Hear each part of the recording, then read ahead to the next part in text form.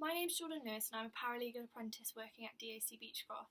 I'd firstly just like to thank Paige for involving me in this scheme. I think it's a great opportunity to give insight on the different legal routes into the profession, and I think especially for those who aren't quite sure or are not 100% set on university, it's a great opportunity to give insight into the structure, the benefits, and the different ways that you can actually qualify as a solicitor or, paralegal.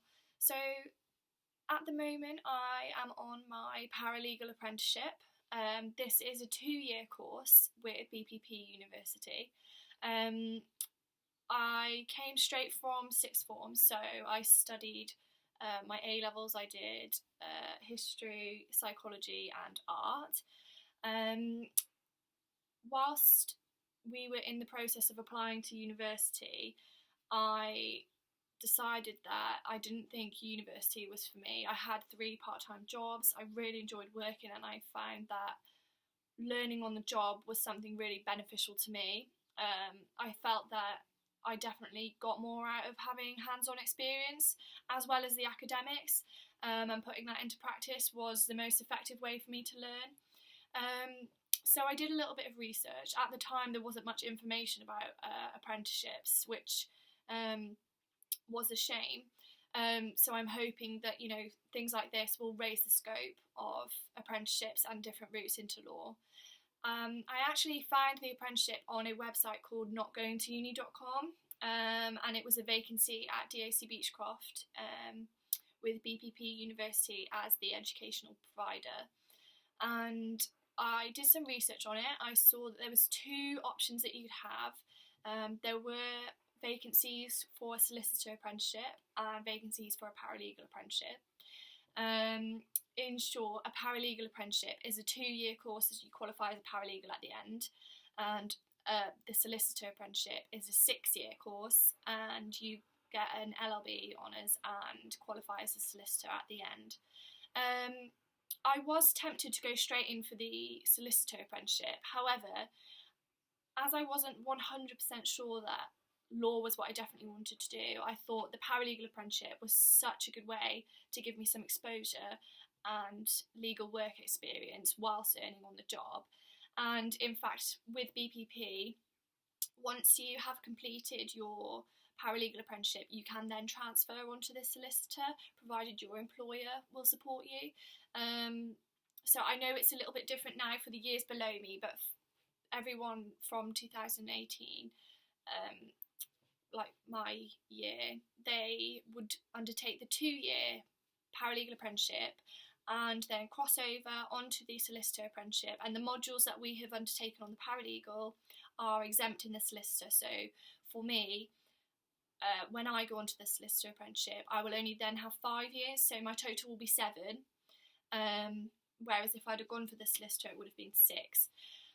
However, I think this was the best option for me because it's really solidified my position. I know now exactly what I want to do, and exactly how I want to qualify.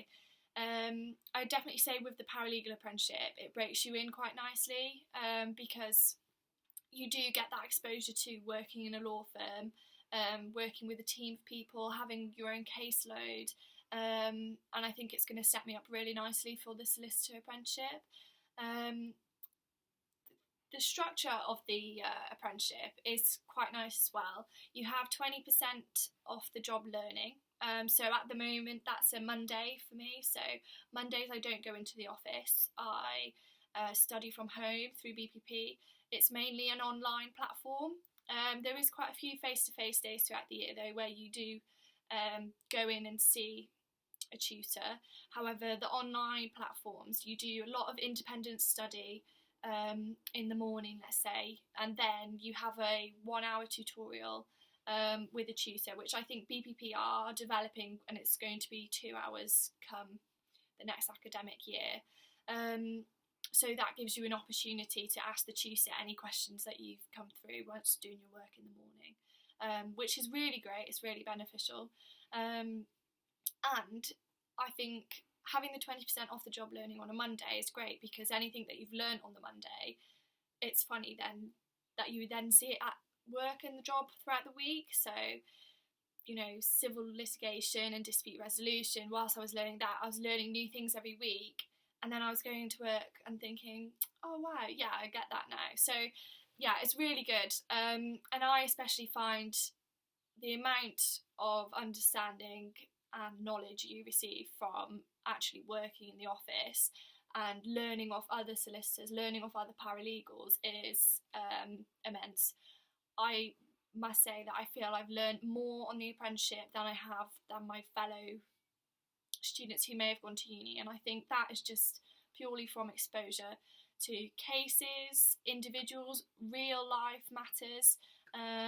It makes it much more personal and motivating. So yeah, I think that's one of the key benefits of the apprenticeship, is that you get that 6 years work experience right there, not to mention the network of people that you get along with it, because honestly, it's been amazing. The amount of people I've met, barristers, solicitors, legal directors, it's been great, and you learn something new off all of them. So that's something that I will value and take with me throughout my legal career. I also think it's really great to have a supporting team. People who are normally in your team have been there, done that. They've done it at uni already, so it's quite nice, you know, to have a little bit of knowledge and gain something from them on that as well. And of course, you can't forget that there's no debt. So with the apprenticeship, your employer and the government levy funds the apprenticeship, and you get paid on the job. So it's actually a win-win, because you'll have no uni debt when you come out, and you've also earned a living alongside. So for me now, I feel that I'm going to be having a head start to all of my fellow peers who went to uni, because I'll have had the last 4 or 5 years to save, whereas they will have, you know, come out fresh out of uni and have that big debt with them. Although obviously sometimes it is seen as a tax rather than a debt, but I do think that is one key benefit to the legal apprenticeships. And of course, that only comes when you as an individual is motivated. I'd say one thing about the apprenticeship is you need to be self-motivated to make sure that you get the best out of it. Although I've touched on the independent study, there is a lot of learning that you will need to do for the workplace, especially on business development, data management, which your firms will provide for you, but you do need to be motivated to ensure that you get the best out of your apprenticeship. I'm just going to touch on some of my experiences that I've had in the apprenticeship, which I think, you know, really highlight some of the key benefits. I know that lots of the other apprentices that I work with at DSC Beachcroft would probably agree with me and say the experience has been, you know, uncomparable. I currently work in the cost recoveries team, which has actually exposed me to a large number of the other teams in the firm, because a lot of the work we do is for internal clients as well as external. So I've, you know, had to draft documents for the clinical negligence team, property, motor recoveries, credit hire. So I've been exposed to a lot of areas which I don't think would have been, you know, that possible had I have gone just down the traditional route to university. And I think it's also helped me think about what sort of area of law I want to qualify in, which is another thing that, you know, I'm sure people think about, but until they've been exposed, they're not really sure what they want to do.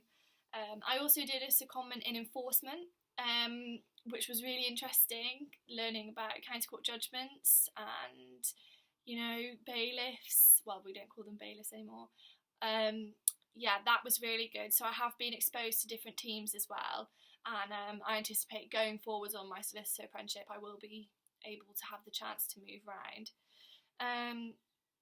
So I attended a case management conference where we talked about directions. So we actually went to the court on that one, and that was my first court visit. That was really exciting. I got to sit next to the barrister. We discussed the case. It felt so real. I was so nervous, but honestly, it was a great opportunity, and I just think things like that will crop up all the time, which obviously is a great benefit to me, and it's something that I can put on my CV. I've been and done. I've also attended a careers event in a primary school. That was really great. That was quite similar to this video in that I was giving them an alternate way, you know, of there is different ways other than going to university. I remember when I was in sixth form, no one knew about this apprenticeship or any other sort of routes into law. So I think that was amazing to give, you know, younger people a little bit of insight into, you know, what this is all about and how they can actually, you know, if they feel like they're from slightly different backgrounds and they're not sure that uni is right for them, it was great to discuss this with them and see, you know, a little bit more hope in their eyes in terms of that. As an apprentice as well, I always have a lot of national visits to the other offices that DAC has, and I think this is quite likewise across the board for most firms. Most firms employ apprentices in different areas, especially if they're a national or regional firm, and that's really great. I've been able to go to the Bristol and the Leeds office. I'm currently in the Birmingham one, and so that was really great. Got to, you know, have a look around the different cities. Might not have been exposed to that before, so I'd never been to Leeds before. It was eye-opening. Yeah, no, it's really good to sort of network with the other apprentices as well, and you make friends for life because you're all in the same boat and you're all doing the same thing. A couple of people have asked me, do you miss out on the uni life? And the answer is yes. It's not the same. I look at my friends who did go to uni, and no, we're not living the same life, and I'm sure theirs is probably a little bit more fun, but the actual events that you have from work are, I would say, on par. You know, going out with work colleagues, you know, annual, biannual events, that's actually really enjoyable, and it just helps you grow your network even more. So yes, although it's not going out every night of the week, I just think the benefits of the apprenticeship much outweigh that. So yeah, I mean, it's hard because I don't envy people who have the uni life, so it depends what you're after. Definitely working 9 to 5, 9 to 6 is not the same as going and living away at uni, but many apprentices do move out of their homes and move to the cities because obviously we've got a wage that can support us, so it swings and roundabouts and it's different whichever way you look at it. I also have attended quite a few workshops throughout the apprenticeship, both through BPP and through my employer. So